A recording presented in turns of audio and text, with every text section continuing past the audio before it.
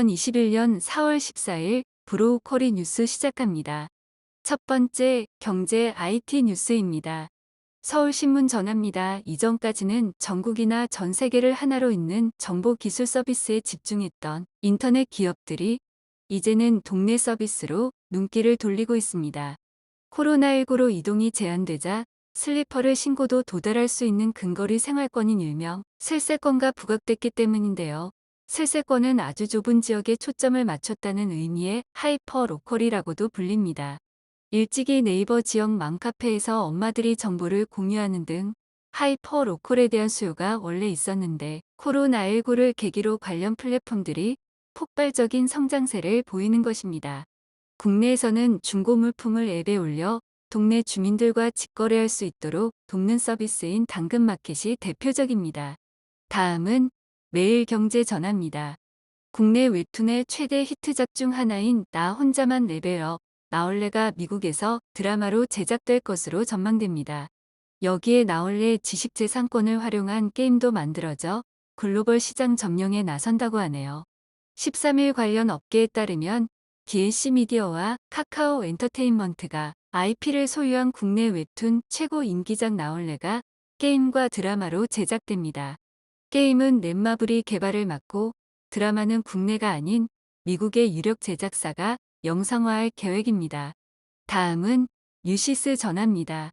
글로벌 경기 회복 기대감 등으로 원달러 환율과 국제유가가 오르면서 3월 수출 인물가가 4개월 연속 동반 상승세를 이어갔습니다.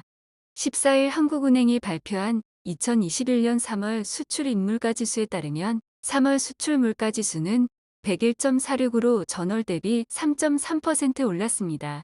지난해 12월부터 4개월 연속 상승한 것으로 전년 동월 대비로도 5.6% 상승했습니다. 이는 2017년 10월 8.1%를 기록한 후 3년 5개월 만에 최고치입니다. 지난해 초 코로나19가 확산된 이후 수출 물가 지수가 100을 넘긴 것은 이번이 처음이라는군요. 마지막으로 뉴스원 전합니다. 부산 재건축 아파트값 상승세가 뜨겁습니다. 해운대구 우동의 한 재건축 아파트는 직전 거래보다 단숨에 9억 5천만 원 가까이 오르며 신고가를 기록했습니다.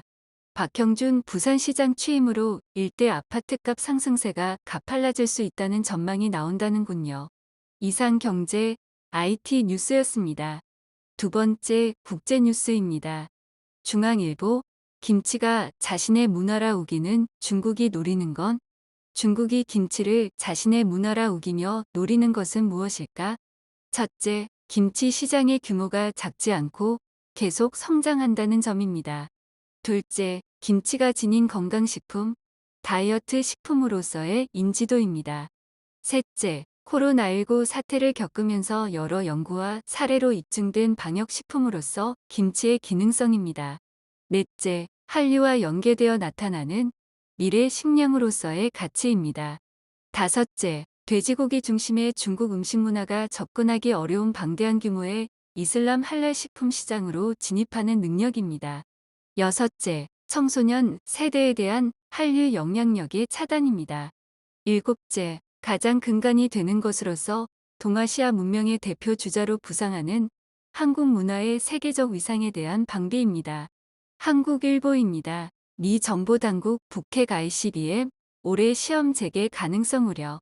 미국 정보당국이 북한의 핵무기와 대륙간 탄도미사일 시험 재개를 우려하는 보고서를 냈습니다. 미국에 대한 위협 1순위로는 중국을 꼽았고 러시아, 이란, 북한 등 4개 국가의 위협 행동을 따로 분석하기도 했습니다. 미 국가정보국장실은 13일 미국 정보당국의 연례 위협평가 2021년 판을 공개하며 북한의 도발 행동 항목을 따로 정리했습니다. 북한이 재래식 군사력, 대량살 상무기, 사이버 영역에서 취할 수 있는 도발을 거론하면서입니다. 세 번째 뉴스원입니다. 비트코인 폭등하자 테슬라 8.60% 급등, 10조 몰빵 서학개미 신바람. 한국예탁결제원에 따르면 지난 7일 기준 국내 투자자들이 보유한 테슬라 종목 잔고는 91억 4,280만 달러에 달합니다. 13일 비트코인이 사상 최고치를 경신하자 연초 비트코인 15억 달러 어치를 매입한 테슬라의 주가도 구가까이 급등했습니다. 이날 뉴욕 증시에서 테슬라의 주가는 전거래일보다 급등한 762.32달러를 기록했습니다. 이상 국제뉴스였습니다. 세 번째 정치편 기사 이어집니다. 뉴스1 국민의힘 내주 합당 의견 수렴 완료. 앞물이 없을 것. 국민의힘과 국민의당의 합당 문제에 대한 각 당내 의견 수렴 절차가 다음 주 중 모두 완료될 것으로 보입니다. 안철수 국민의당 대표는 13일 기자들과 만나 다음 주까지 당원들의 뜻을 묻는 과정을 진행할 계획이고 현재도 하고 있는 중이라고 밝혔습니다. 안 대표는 국민의힘과의 합당 신경전 관측에는 선을 그으며 낙관적인 입장을 보이고 있네요.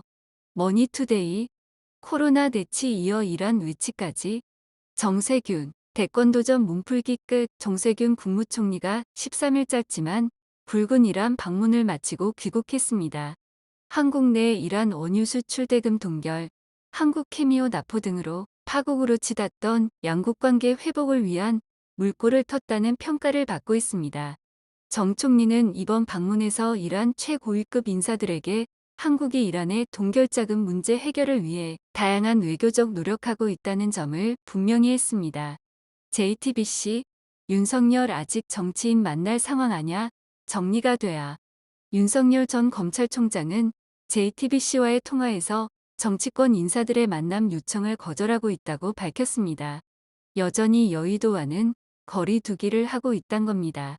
4.7제 보궐선거 이후 여야의 상황을 예의주시하면서 어느 쪽으로 어떻게 결합을 할지 생각을 정리 중이란 뜻으로 해석됩니다. 연합뉴스 정무위 법안 소위 오늘 이해충돌 방지법 처리 전망. 여야는 14일 국회 정무위 법안 심사 소위에서 공직자 이해충돌 방지법 제정안 처리를 시도합니다. 소위는 이날 오전 회의를 열어 공직자가 직무 관련 정보로 사익을 챙기지 못하도록 규제하는 내용의 이해충돌 방지 법안을 심사합니다. 지난 이틀 동안 여야 간 주요 쟁점 사항에 대해 대체로 합의를 이룬 만큼 이날 법안이 통과될 전망입니다. 이상 정치 분야 뉴스였습니다. 네 번째 사회 뉴스 전합니다. 중앙일보에서 전합니다. 3월 개학 이후 전국 교직원 학생에서 발생한 코로나 바이러스 확진자가 1900여 명에 달하는 것으로 나타났습니다. 지역사회 감염이 널리 퍼져 있다 보니 일상생활 도중에 감염된 교사나 학생이 학교에 등교해 다시 교사 학생에게 확산시키고 학원 등으로 퍼져나가는 양상을 보이고 있습니다. 다음은 서울경제에서 전합니다. 정부는 노바백스가 개발한 신종 코로나 바이러스 감염증 백신의 안전성을 충분히 검증한 뒤에 국내에 도입할 예정이라고 밝혔습니다. 백영하 백신 도입 총괄팀장은 13일 국내 백신 도입 상황을 설명하면서 노바백스 백신의 경우 허가 전에 도입하는 방안은 검토하지 않고 있다고 말했습니다. 다음은 뉴시스에서 전합니다. 대구 경북 중심으로 코로나19 1차 유행이 발생했던 지난해 4월 확진자를 진료하다가 감염돼 사망한 고 허영구 내과의원 원장에게 국민훈장 모란장이 추서됐습니다. 허 원장은 코로나19 확진자 진료 중 감염된 첫 의사 사망자이며 국내 1차 유행 당시 진료 현장에서 헌신한 점이 인정됐습니다. 다음은 SBS에서 전합니다. 여당 삼성 국회의원 출신인 김우남 한국마사회장이 측근을 간부로 채용하려다 이를 만류하는 직원에게 심한 폭언을 한 것으로 밝혀졌습니다. 회장이 비서실 직원을 뽑을 수 있도록 한 마사회 내규가 있긴 했지만 이 조항은 지난해 말 국민권익위가 채용 비리 발생이 우려된다며 올해 6월까지 개선 권고를 내린 상황이었습니다. 인사 담당자가 이런 점을 들어 만류 의사를 밝히자 폭언이 시작되었다고 하네요. 지금까지 사회 분야 뉴스였습니다. 행복한 하루 되세요. 주식회사 브로우커리